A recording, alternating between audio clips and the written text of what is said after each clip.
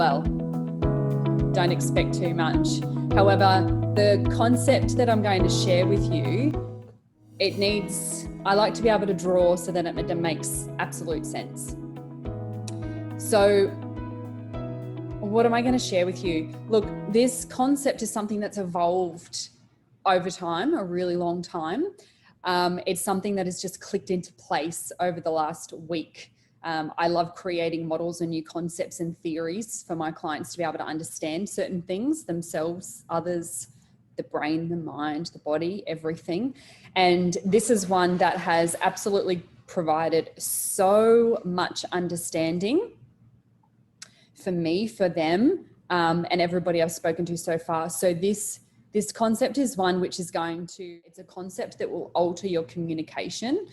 And the arguments, the disagreements, the frustration, the anger, the misunderstandings, whatever comes up in the communication in your relationships, it's going to alter it completely. And it's simple. It's so simple. So what I will first explain is when this comes up and what it is.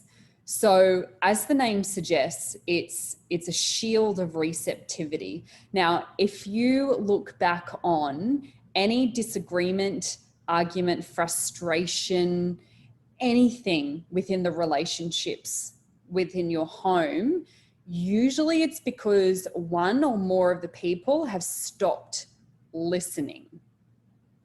Usually something has happened and the ability to effectively communicate and be interested in what the other person is saying or experiencing or feeling has completely stopped dead, right? So something is usually triggered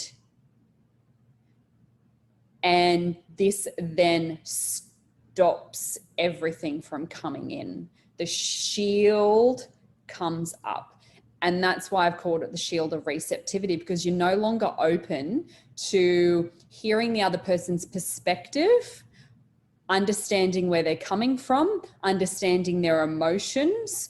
You're no longer willing to be curious or interested in what's going on for them.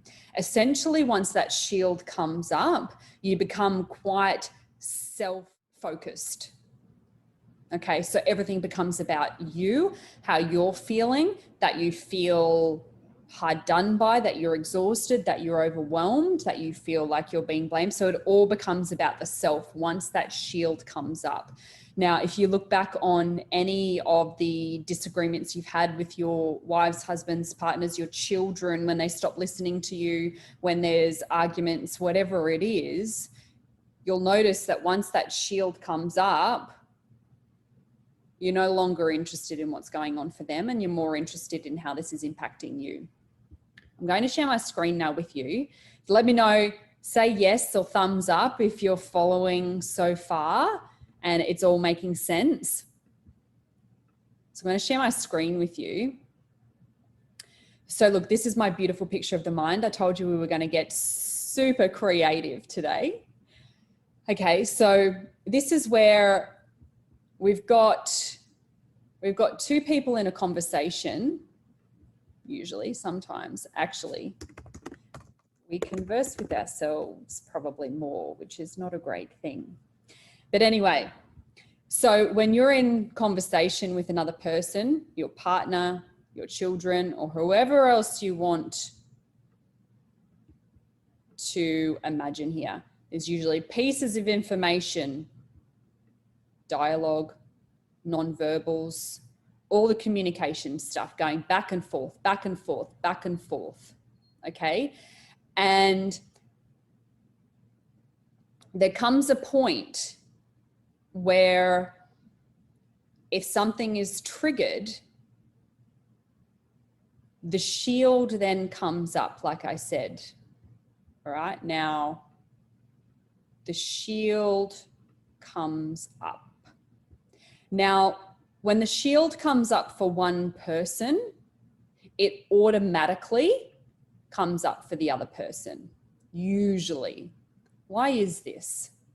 I like to say 2 triggers equal war. Now, what I mean by this is usually when the shield comes up, our survival instincts, our fears, our fight, flight, freeze, our adrenaline, our cortisol, our nervous system has been triggered. Usually that's what's been happened, and we feel like we have to protect ourselves. That's why it's called the shield. Okay. Now, when one person has been triggered, we can't help but trigger the other person usually. Okay. So that's why the shield will come up for the other person. Now, when this comes up, all of this communication then becomes null and void. It's almost deleted. And now, if the dialogue continues, we have shield against shield. Now, these are shields of protection, okay? Shields of each person trying to dominate the other, usually, okay? Because we want to be right. We don't want to be blamed for things. Usually that's what's going on. So we've got shield against shield, okay? Fighting it out. The communication, the effective communication has gone, okay? So what do we do? What do we do when this happens? What there is to get, first of all, is that it happens and to notice when it happens. That's the first thing to notice.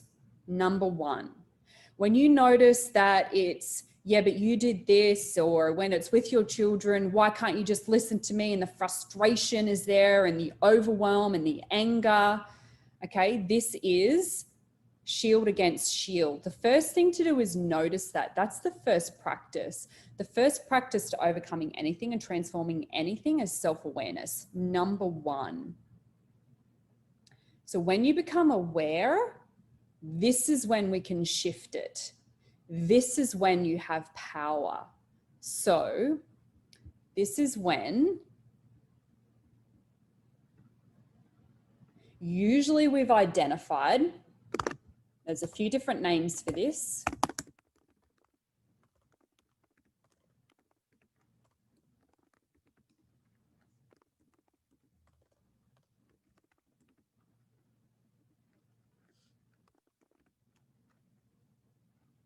Okay, so usually it's because we're in this zone of being incredibly directive.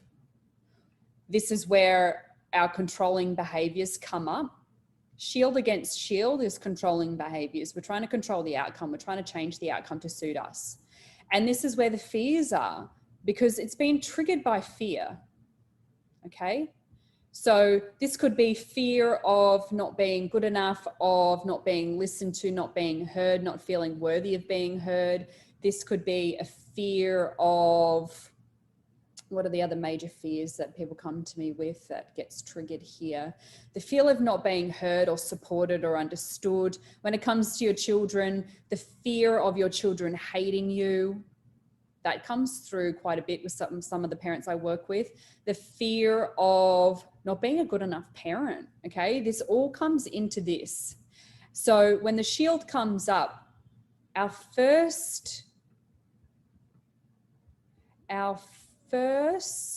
reaction is to go into this zone, right? That's where all the anger and frustration is. Because when we're both here, nothing gets resolved. It's impossible. We've got two triggers. Two triggers equal war. They will continue to butt heads. There's no give here. So as I said at the start, the first step here is to notice. Once you notice, you have the power to come over here.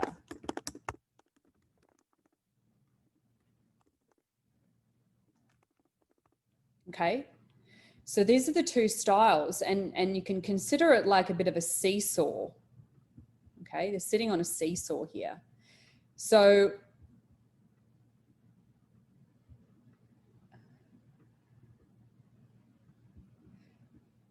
once you've identified that both shields are up right now and we're actually not getting a resolution, either your child is starting to escalate, your partner is still angry at you, there's no resolution, nobody's understanding each other, the emotions are heightened, then we get to switch over here.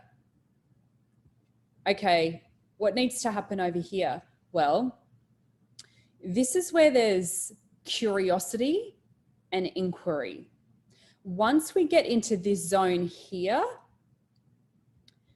we start getting curious. We start asking questions. Once you start inquiring again about what's going on for the other person, the shields start to dissipate.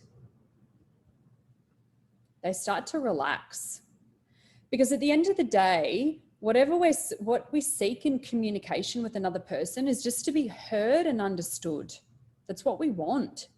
So when we can go from here to here and take a big breath, maybe 3, maybe 10, and start getting curious, start inquiring as to what's going on for the other person, instead of trying to control and direct, you will start to break apart the shield.